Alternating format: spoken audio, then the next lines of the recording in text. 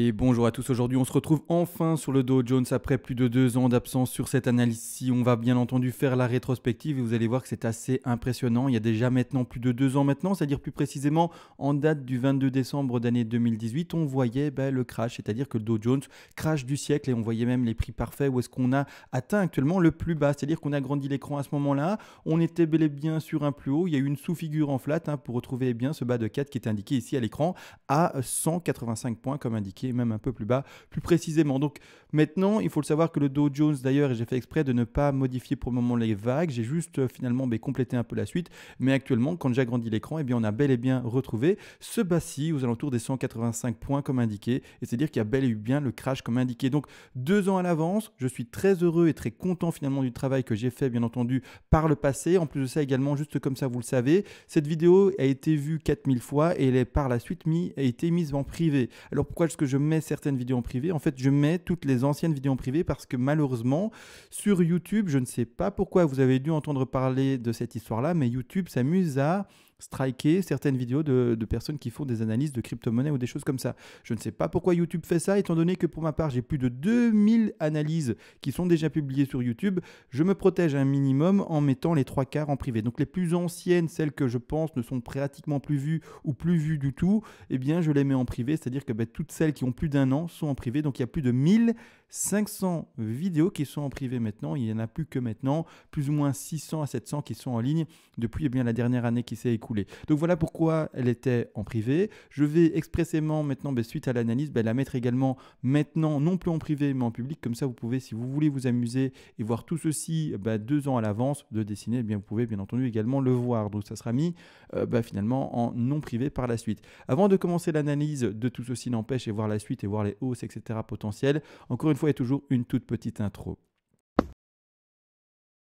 Bonjour à tous, aujourd'hui très heureux de vous retrouver sur le Dow Jones, vous l'avez vu, on a trouvé le point parfait de rachat et le crash qui s'est effectué, donc parfait, on est très heureux bien entendu de continuer l'analyse de ceci, c'est-à-dire qu'on est aussi enfin sur le Dow Jones. Avant d'analyser plus précisément tout ceci et de mettre d'ailleurs toutes les figures maintenant qui sont en bleu foncé par rapport à l'ancien fond qui était en blanc, on va les mettre ensemble sur des couleurs plus visibles pour le fond noir qui est actuel, parce que vous savez très bien pour travailler et fatiguer moins ses yeux, c'est mieux de travailler avec un fond noir, en tout cas pour ma part. Et c'est vrai, avant d'ailleurs de commencer l'analyse, merci à la personne qui a fait la donation.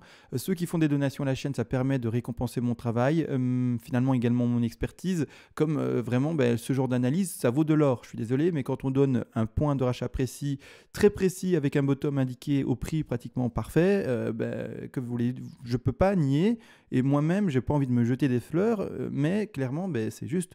Je suis impressionné de cette analyse précédente d'il y a 2 ans. Donc, je suis très heureux de voir ceci avec vous, bien entendu. Et c'est-à-dire que, voilà, si vous voulez remercier, bien entendu, tout ce travail et ce partage, vous pouvez, ça fonctionne par donation. Et selon la donation que vous faites, bien entendu, et selon ce palier de donation atteint, soit, en fait, je vous envoie tout volontiers toutes les règles des lots en français. Ainsi, par vous-même, vous pouvez apprendre et peut-être être autonome par vous-même. C'est-à-dire que tout ce que j'ai fait en vidéo ici, il y a 2 ans, vous pourrez également le faire par vous-même. Et c'est ça qui est magnifique, c'est finalement être autonome. Et c'est beaucoup mieux d'être autonome qu'être dépendant de quelqu'un.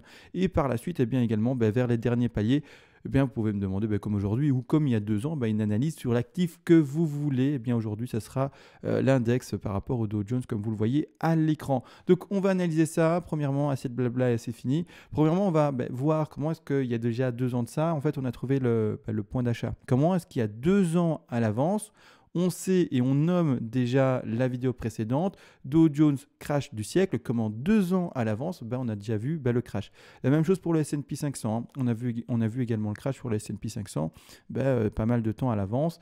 Et voilà, tout le monde dit que c'est le coronavirus, c'est probablement le coronavirus, mais pourtant mes analyses 2 ans à l'avance indiquaient déjà le crash. Et est-ce qu'on avait déjà entendu parler du coronavirus il y a de ça 2 ans? Je pense pas.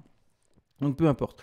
On analyse ça ensemble, bien entendu. Comment est-ce qu'on a trouvé ça? Premièrement, je rappelle, petit tips. C'est-à-dire que le petit tips, je remets la ligne ici, je la mets en blanche, comme ça on la voit bien également. Petit tips, en fait, on a fait ici une 1 vers une 2, en blanche ici, qui sont en ligne épaisse. D'accord? Je vais les mettre expressément entre parenthèses, comme ça on les voit bien. Et on sait de quoi on parle très précisément ensemble. Donc elles sont en parenthèses.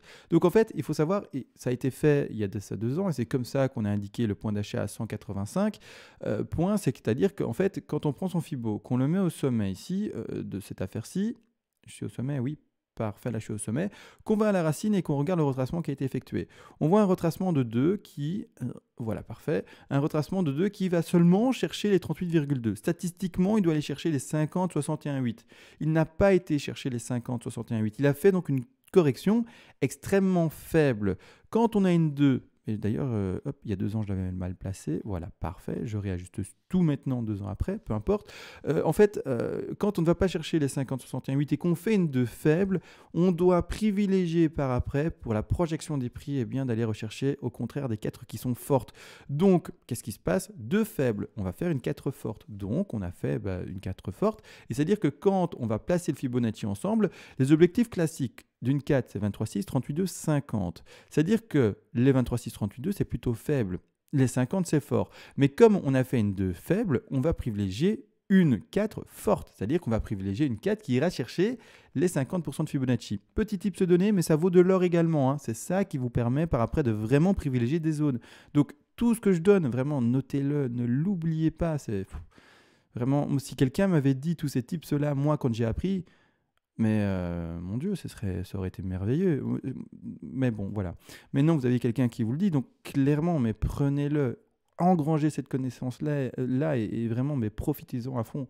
Parce que là, tout ce que je vous dis, moi, c'est des années pour l'apprendre. Mais vous, tout est synthétisé, dit d'un coup, en vidéo, et c'est trop facile, quoi. Mais donc, du coup, profitez-en à fond. C'est-à-dire que la correction... à privilégier, ce n'est pas les 23,6, ce n'est pas les 38,2, c'est les 50. Ça a été fait il y a de ça 2 ans. C'est tellement impressionnant. Donc 50, boum, on retrouve ce point d'achat. Ici, à l'époque, je ne mettais pas de petits rectangles du genre, mais voilà, boum, on le mettait en vert. Maintenant, je travaille avec des petits rectangles verts et rouges pour indiquer les points d'achat. Mais voilà, boum, point d'achat à 50 et on rebondit. Et on rebondit, et c'est ce qu'on fait. On est en train de faire un V-bottom ici, hein, clairement, quand on regarde l'écran. Boum, grosse réaction haussière. D'accord? Donc, magnifique, vraiment parfait, d'accord? Donc maintenant, je vais également, bien entendu, pas réexpliquer tout ceci. Donc tout ce qui a été fait avant, je vais expressément remettre la vidéo d'il y a 2 ans en ligne. Donc je vais la réactiver, vous pourrez la regarder. Et dans cette vidéo-là, je fais tous les décomptes, hein, d'accord? Je ne vais pas tous les refaire, sinon on est parti sur une vidéo de 4 heures. Surtout que tout est déjà bien expliqué il y a de ça 2 ans, donc on va le laisser et c'est parfait. Donc là maintenant, par contre, la correction, c'est faite et ça, c'est ennuyeux. Alors, la plupart du temps, le décompte le plus simple, c'est de faire une zigzag. C'est de dire, on descend en 1, 2, 3 et on va chercher l'objectif d'achat. D'accord? Là, au contraire, on n'a pas fait une zigzag, on a fait une flat. Alors, c'est une figure qui est piégeuse, surtout pour les néophytes qui pensent que du coup, c'est réellement haussier. Mais en fait, non. On est seulement en fait dans une phase qui crache. Et cette hausse-là, c'est le piège, c'est-à-dire que les gens continuent à acheter, et puis bouf, vous voyez bien, bouf, crash, et c'est fini. Et donc finalement, les derniers rentrants là, rap, ils sont perdants, et ils ont perdu, 2 fois leur mise. Ouais, ils ont presque perdu 2 fois leur mise. Donc une horreur, hein, en termes de perte, une horreur. Encore une fois, tant qu'ils n'ont pas vendu, vous allez me dire, ils n'ont pas perdu. C'est vrai, mais n'empêche, là maintenant, ils auraient mieux fait d'attendre le point d'achat comme indiqué dans la vidéo d'il y a 2 ans, les 185, et même plus précisément le bottom a été connu ici actuellement à 182, 181. Donc voilà. Beau piège, ils sont pris dedans, et d'ailleurs c'est peut-être pas fini, parce que vous allez voir que le piège n'est potentiellement pas fini. On va zoomer là-dessus, mais malgré tout, avant j'ai envie de parler du macro. C'est très important, je vais expliquer ça après, je vais un peu zoomer après, mais le macro pour moi c'est vraiment le plus important. Alors les vagues ici ont déjà été indiquées il y a de ça 2 ans, vous l'avez compris, je vais arrêter de le répéter, mais c'est-à-dire que comment est-ce que ces vagues ont été placées? Encore une fois, je vais passer en monthly, ce sera plus simple pour moi. Voilà, je vais passer en monthly, hop, ici, voilà, ce sera plus simple. Donc, c'est-à-dire qu'en fait, qu'est-ce qu'on a fait? On a été à la racine, on était au sommet de la 1, on va au bas de 2, on regarde combien a été cherché la 3, 261,8% de Fibonacci, nickel pour une 3 également. On va au bas de 4, réellement connu cette fois-ci. Là, il y a 2 ans, on l'a spéculé, donc j'avais placé sur moi à 185. Je vais passer carrément à 180, à la vraie bougie, je le passe à 180... 182,10, d'accord? Donc là, parfaitement placé. Donc en fait, il faut comprendre une chose, c'est que, et attention au piège, c'est-à-dire que si vous êtes passé à l'achat dans le point qui était donné il y a 2 ans, pour ceux qui ont vu, et d'ailleurs il y a quelqu'un qui a demandé cette analyse il y a 2 ans, toi qui as vu cette analyse il y a 2 ans, qui a demandé cette analyse il y a 2 ans, j'espère que tu es passé du coup à l'achat au bon moment et que tu t'es pas fait avoir dans le cours. C'est-à-dire que là maintenant, le point d'achat était très bien vu, et donc maintenant, vu que tu as acheté la mèche normalement, ou en tout cas que tu as initié un trade ou que je sais-je sur la mèche, ben maintenant, les TP et donc les zones qui ont été données il y a de ça maintenant 2 ans, encore une fois, je le rappelle, mais il faut les prendre en compte. C'est-à-dire que là, maintenant, si je remets mon Fibo et que je ne le retire pas, l'objectif premier de revente dans une 5, comme vous le voyez ici, avec une 3 en extension qui va au-delà des 161,8% de Fibonacci, sont les 100, les 161,8 et les 261,8% de Fibonacci. Donc le rectangle ici, il est placé au 100, d'accord? Il est placé au prix, ou plutôt ici, à 245,97 points. Ici, le deuxième rectangle, il est placé également en face des 161,8. Donc, il est également placé plus précisément aux 285 points. Et on termine également avec ce dernier rectangle légèrement trop haut, en fait, là. Hop, on le réajuste. Et ici, plus précisément, il est placé à 349 points. Qu'est-ce que ça sous-entend et qu'est-ce que ça veut dire? D'accord? Ça veut dire que, premièrement, si vous êtes rentré dans le marché, au bon moment, c'est-à-dire que premièrement, en fait, la première zone de revente, et maintenant je vais mettre des rectangles rouges parce que c'est mieux en fait, c'est mieux maintenant, voilà, c'est mieux les nouvelles habitudes et ne pas garder finalement les anciennes, donc je les retire ici et on va mettre des petits rectangles rouges où il faut, hein, c'est mieux. Donc c'est des zones de vente, hein. On est déjà dans des zones de vente, c'est ça qui est fou. Donc ça rebondit, mais on est déjà dans des zones de vente. Je le mets mieux, et ici, 261,8, voilà. Bien placé et que je regarde que je sois bien en face en fait. Voilà, parfait. Donc là, ce sont déjà des zones de vente. Qu'est-ce que ça veut dire? Ça veut dire qu'à l'écran, on peut très bien reconnaître une 5 tronquée. Donc il faudra, si vous êtes passé à l'achat, vendre sans le moindre souci à 245. Par après, il faudra également vendre, alors vendre par palier, hein. C'est-à-dire qu'on ne vend pas à 100%, hein. On vend petit à petit parce qu'on ne sait pas où la 5 va s'arrêter réellement. C'est pour ça qu'on met une stratégie d'investissement ou une stratégie de trading, mais on vend par palier. On achète également possiblement par palier. Bien entendu, c'est difficile d'acheter par palier quand on sait, enfin pas quand on sait, mais quand on voit un point d'entrée précis. Mais c'est toujours mieux de mettre, quand la chute s'effectue, tout de même des paliers pour lisser ces points d'achat. Parce que même si on voit qu'on va chercher le point précis qui avait été donné, peut-être qu'on n'aurait pas été le chercher. On ne part pas dans le fait qu'on sait lire l'avenir et que d'office, ça va trouver ce point parfait. Peut-être qu'on s'est trompé et c'est bien de prendre ça en compte, de se dire on est humain et on n'est pas des dieux et donc on ne sait pas et donc on achète par palier. Donc ici, même si on a donné un point précis d'achat sur l'analyse précédente, vaut mieux acheter par palier. Et la même chose quand on vend, vaut mieux vendre par palier. Donc ici, ce qu'il faut comprendre, c'est que vous vendez un tout petit peu à 245, vous vendez un tout petit peu ici à 285 et vous vendez un tout petit peu ici. Voilà, le rectangle n'est pas mis en face. Ici également à 350. Ne jamais clôturer sa position parfaite, ou pas parfaite du tout, mais complètement. Pourquoi? Parce que si jamais le cours, lui au contraire, il décide de ne pas s'arrêter dans la dernière target donnée, mais il décide de continuer, à ce moment-là, vous serez dans le cours encore avec un peu de votre bague. Vous aurez vendu, je ne sais pas, 25% là, 30% là, et on va dire 35% là. Il vous restera quelques pourcents dans le cours. Et c'est-à-dire que vous serez toujours très heureux, bien entendu, d'avoir ces quelques pourcents dans le cours si ça continue à pumper. Au contraire, si vous voyez que le cours, il arrête là où on le dit maximum, par exemple, et qu'il crache, à ce moment-là, vous clôturez tout à fait votre position. Vous revendez votre dernière position sur, on vous espère, un dernier retracement avant de cracher complètement. Et là, vous sortez de position complètement et c'est terminé. On n'en parle plus et vous êtes sorti de votre investissement ou de votre trade. Là-dessus, ok. Mais voilà, c'est important, jamais clôturer soit un trade complètement, soit même un investissement. D'accord? On attend vraiment une invalidation de la hausse pour pouvoir clôturer ça. Donc là, les 3 objectifs sont mis. Mais qu'est-ce que ça veut dire par la suite? Ça veut dire tout simplement qu'en fait, on est tout proche, enfin tout proche, je ne sais pas, mais d'ici quelques années, d'accord, d'ici quelques années, on est tout proche d'un super crash. On est tout proche d'un super crash. Alors, malheureusement, le temps, je ne sais pas le travailler. Est-ce qu'on est, et alors, ça a la belle tête, hein, je vous le dis, ça a la belle tête d'une 3, d'une 2, d'une 3 en extension vis-à-vis du temps, d'une 4 effectuée tout à fait normale, et puis d'une 5 qui pourrait être courte. En termes de temps. Pourquoi? Alors, je vais vous montrer ça dans le PDF, bien entendu. C'est toujours mieux de le montrer. Alors, les extensions. Attendez. Voilà, ici, super. Extension sur 3. C'est-à-dire que pour le moment, j'ai l'impression. Alors après, ça ne veut rien dire, hein, encore une fois. Mais je préfère montrer ce que je visualise personnellement, qu'est-ce qui passe par la tête, là, pour maintenant, dans ma petite tête à moi. Et je préfère vous le dire. C'est que j'ai quand même cette impression-là qu'on est dans une 1, dans une 2 tout à fait normale, puis on en est dans une grande 3 indiquée ici, une 4 qu'on a vue actuellement, et puis une 5 légèrement plus grande que la 1, mais une 5 qui ne sera pas plus grande que la 3, donc la 3 sera la moyenne. Et dans ce cas-là, voilà, on pourrait voir maintenant une hausse de la 5, il est vrai, mais par rapport à la 3 plus courte, et non pas une 5 qui sera plus longue que la 3 en termes de développement. Et si on est dans ce cas-là, on reconnaîtra un nouveau crash extrêmement puissant et qui peut se faire soit ici à 240, qui peut se faire soit ici à 285 ou soit également ici. De toute façon, celui qui est haussier maintenant, qui a acheté bel et bien par palier vers le bas, parfait, il suit bien entendu ce plan et il sortira quand il verra que ça retrace trop fortement de manière baissière et il clôturera ça bien entendu. Mais maintenant, pour rentrer dans le marché, vous pouvez toujours, et après je vais en parler, comment rentrer dans le marché ici et quand privilégier les rentrées dans le marché, mais toujours garder en tête que malheureusement, il y a un crash qui nous attend beaucoup plus puissant que ce qu'on a connu. Alors, c'était déjà fort, mais ce n'était pas encore assez fort pour ce qui nous attend. C'est-à-dire que, imaginons et disons qu'on va à, je ne sais pas, on va dire, non plus, on va dire qu'on va être cassé le plus haut.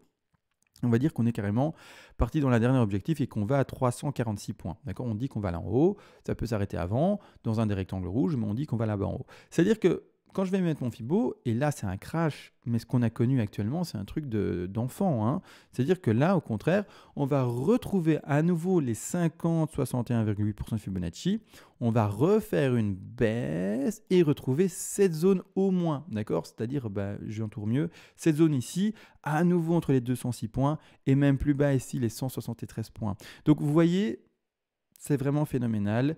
Le crash qui nous attend après le dernier développement haussier qu'on attend maintenant, ça va être incroyable. Maintenant également, imaginez, et ça c'est pire encore, imaginez qu'on n'atteint pas là en haut. Imaginez on n'arrive pas à 345 et que ça crachait avant. Et que, en plus de ça, c'est pas ça que je voulais dessiner, je voulais déplacer mon Fibo, et que ça crachait avant. Et imaginez en plus de ça qu'on fait une 5 en tronqué. Alors là, une 5 en tronqué, c'est une 5 qui ne parvient pas à terminer au-dessus de sa 3. Si on fait une 5 en tronqué et qu'on doit retrouver une correction, d'accord, on va revoir. Donc c'est-à-dire qu'on rebondit seulement jusqu'à 244. Là, c'est horrible parce que les gens vont croire que c'est une continuité de crash. On aura fini en fait une première vague de hausse. Et là, c'est le crash, mais le pire du pire. C'est-à-dire qu'on va retrouver, comme toujours, cette zone des 50-61,8. Mais regardez, où est la zone des 50-61,8 ? Vous voyez à gauche, 50-61,8. Cette zone des 51,8, c'est-à-dire retrouver un prix qui va à 156 et voire même un peu plus bas ici, qui va à 134. Retrouver finalement l'ancien niveau de support par rapport à ces niveaux de résistance horizontale précédents, retomber vraiment là-bas en bas et vraiment écraser tout le monde. C'est pour ça, c'est très piégeur. Essayez de rentrer au bon moment. Je vais expliquer comment le faire, mais c'est très piégeur. Parce qu'en plus de ça, actuellement, ça m'étonnerait que la 5 soit déjà si courte. La 5 aussi courte, non. Hein, c'est vraiment trop court. C'est un rebond microscopique. Il ne vaut rien ce rebond-là. Enfin, en tout cas, là maintenant, il ne vaut pas grand-chose. Mais c'est-à-dire que voilà, c'est extrêmement piégeur. Et pour rentrer dans ce marché-ci, il faudra attendre premièrement un retracement. On va zoomer dessus en weekly, voire même en daily. Il faudra attendre un retracement. Mais ne vous attendez pas forcément à aller trop haut. D'accord ? Parce qu'on peut très bien cracher déjà maintenant et faire le scénario des enfers. Et ça veut dire qu'en fait, cette 5 ici, cette 1, 2, 3, 4, 5 en impulsive, en fait, elle décompte. Et surtout le sous-décompte de quelque chose de plus grand, et je vais l'indiquer en bleu, et de quelque chose de beaucoup plus grand même, et je vais retirer les mains pour avoir plus de facilité à poser mon Fibo, mais quelque chose qui, boum, bam, vous voyez, 3, 4 et puis 5, et puis on continue, parce que le crash, il a lieu, mais en fait, après, on continue à monter quand même, d'accord ? Mais c'est-à-dire que, gros crash après, d'accord ? Et c'est-à-dire que si on finit avec une 5 tronquée là, ici, dans cette zone-là, on finit la 1 là, en fait, d'accord ? Et boum, on va chercher le bas de 2, comme indiqué sur ce nouveau et cet ancien niveau de résistance horizontale. Donc, nouveau niveau de support aux alentours des 100, 140, 150, comme dit. Donc, voilà, il faut le savoir, il y a un crash phénoménal qui nous attend. C'est ce 1 vers 2. On arrive petit à petit à la fin de la hausse et on est vraiment maintenant enfin dans la dernière 5 impulsive haussière. Donc, voilà, préparez-vous.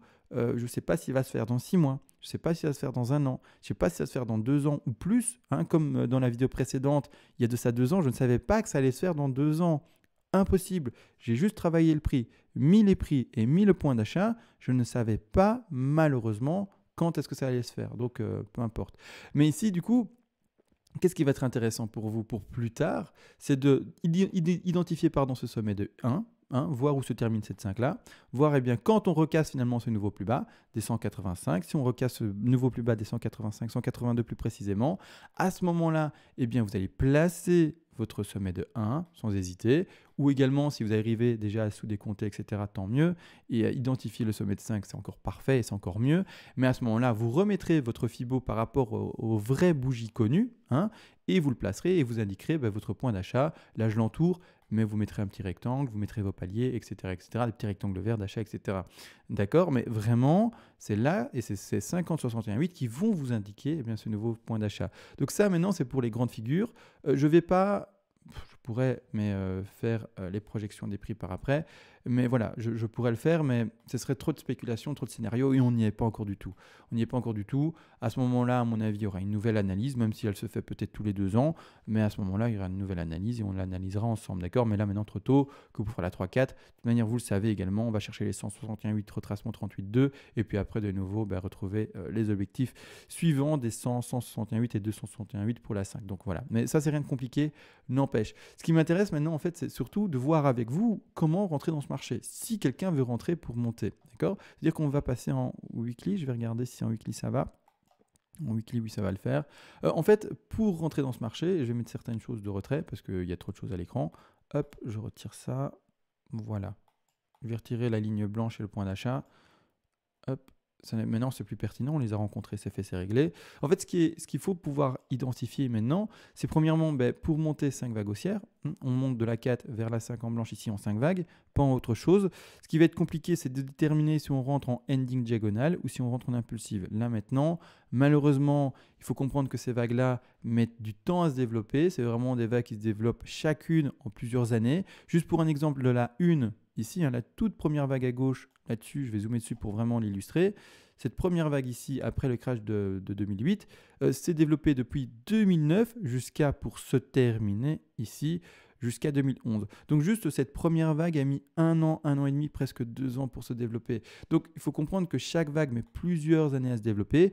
Maintenant, on vient d'avoir un micro-rebond, d'accord, qui s'est effectué du coup depuis mars jusqu'à maintenant mai, on va dire 2 mois. 2 mois, c'est rien. C'est rien par rapport à la vague qu'on va connaître. Donc, qui va normalement durer 1 an, 2 ans, peut-être 3, même plus. Donc, voilà. Là, maintenant, c'est tellement petit ce qui vient de se passer. Donc, je vais montrer expressément des vagues d'envergure assez grande. Mais travailler ça et s'amuser en rentrer en horaire, en 4 heures ou quoi que ce soit, ça n'a entre guillemets pas de sens pour les projections de prix qu'on va faire. Donc, maintenant, n'essayez d'ailleurs pas de zoomer dessus trop fortement, parce que quand vous allez zoomer dessus, vous allez vous faire mal à la tête, je vous le dis tout de suite, parce qu'il y a des gaps partout, parce que les décomptes sont extrêmement compliqués, et c'est franchement, c'est piégeur à fond. Donc le mieux à faire, c'est de dézoomer. Vraiment, c'est le meilleur conseil que je puisse vous donner, même pas en daily, vraiment dézoomer en weekly même, d'attendre et de voir un top identifié, d'attendre des bougies rouges, donc je vais mettre en rouge, c'est bête, mais c'est observation, d'attendre des bougies rouges qui se dessinent. Quand vous verrez le retracement, là, passer à l'achat. Et vous allez me dire, quand passer à l'achat du coup? Encore une fois, rien de compliqué. Vous allez passer à l'achat, en tout cas par palier, etc. N'oubliez pas, c'est-à-dire au 50, 61,8% de Fibonacci. D'accord? Donc ici, je mets les membres pour mieux le placer. Exemple, si ça c'était le top. Si là maintenant vous voyez des bougies rouges, très simple, vous achetez de nouveau les 50, 61,8% de Fibonacci, c'est-à-dire retour d'achat dans cette zone-ci. Encore une fois, je préconise d'acheter par palier, c'est-à-dire n'achetez pas à 100% là d'un coup, achetez un tout petit peu avant, achetez, si vous voulez, avec plus finalement de marge, plus d'importance les paliers qui se retrouvent ici entre les 50 et 61,8. Ne clôturez jamais, ou plutôt n'achetez jamais tout là, parce que si on devait continuer plus fortement à baisser, et retrouver des fibos plus bas, vous pourrez encore acheter en lissant votre palier, d'accord? En tout cas, en lissant avec des paliers. Donc là maintenant, tout ce que vous devez faire, c'est attendre. Là maintenant également, vous l'aurez compris, si je commence à sous-décompter, si je commence maintenant, si j'y arrive, hop, à retirer ça, si je commence maintenant à dessiner 1, 2, 3, 4, 5 ou des choses comme ça, je serai nulle part. Je vais arriver nulle part. Ça ne va pas concorder par rapport à toute la suite. Il faudra faire un suivi de cette analyse-ci d'ici plusieurs mois, j'ose insister là-dessus, voire même 1 an, d'accord, pour avoir vraiment un décompte qui commence à valoir quelque chose. Actuellement, il vaut rien. Il vaut rien, en tout cas le sous-décompte que je peux en faire ne vaut rien. Donc là maintenant, voilà, on attend un retracement, des bougies rouges pour repasser à l'achat. Une fois que vous reverrez les 50-61,8, vous passez à l'achat. Et par après, on attend la hausse continuer, d'accord?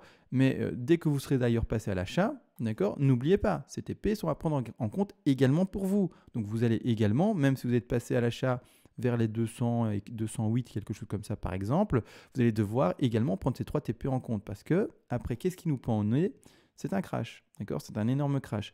Donc là maintenant, je pense que j'ai tout dit. Donc en fait, je suis vraiment désolé, j'ai l'impression de ne pas expliquer en fait en détail, mais je ne peux pas en fait, parce que je vous le dis, c'est pas pertinent de zoomer si fortement sur des figures et des indices aussi grands. D'accord? Ça ne vaut pas la peine, parce que ce serait juste se triturer la tête, s'arracher les cheveux et ne pas avoir de résultat pertinent. D'accord? Le résultat pertinent, il est là, en dézoomé en weekly.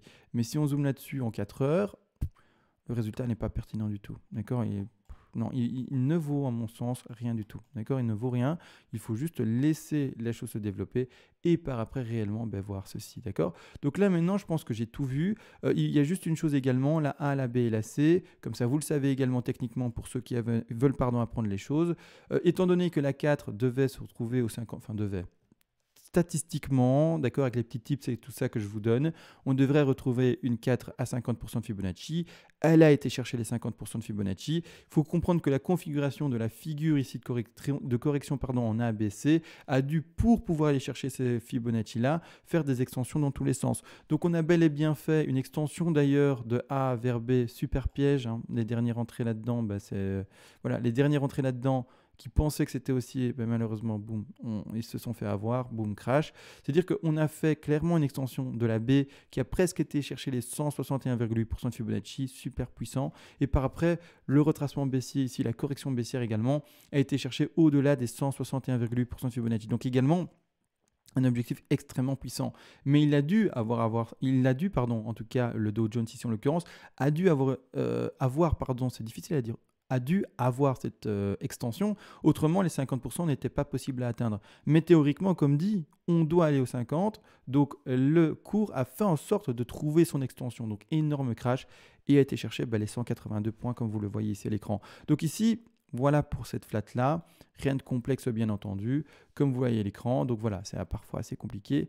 Mais voilà. Donc là, maintenant, j'ai tout expliqué, il me semble.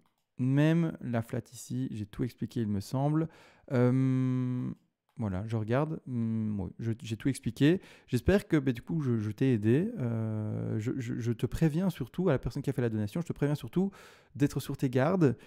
Si tu n'as pas réussi à rentrer dans le marché avant, attends et sois patient. Si le retracement s'effectue, tu peux bien entendu essayer un achat. Encore une fois, toujours avec précaution. Ne jamais mettre trop d'argent, seulement ce que tu peux te le permettre. Et je prends cette précaution. Pourquoi? Parce qu'en fait, on est sur la dernière vague de porteurs. On est sur les derniers entrants dans le marché, il faut comprendre. Et qu'en fait, on est aux prémices et on est tout proche d'un crash phénoménal. Le crash qu'on a connu maintenant, je le répète, c'est pour les enfants. Le vrai crash, il est à venir. Il n'a pas encore été connu. Donc c'est pour ça... Voilà, fais attention à toi si tu veux rentrer dans ce marché-là. Fais-le bien et fais-le seulement de manière calculée, d'accord? Vraiment avec parcimonie et vraiment, vraiment avec beaucoup de précautions, d'accord? Mais vraiment, j'insiste là-dessus. Fais très attention à toi parce que le crash à venir, ça sera la bonne occasion d'achat, bien entendu. Mais vraiment, là maintenant, c'est les derniers porteurs et c'est un marché extrêmement piégeur. Donc vraiment, attention, j'aurais jamais assez répété, d'accord? Donc maintenant, on se laisse vraiment et on se dit d'ailleurs à demain pour d'autres analyses et ciao.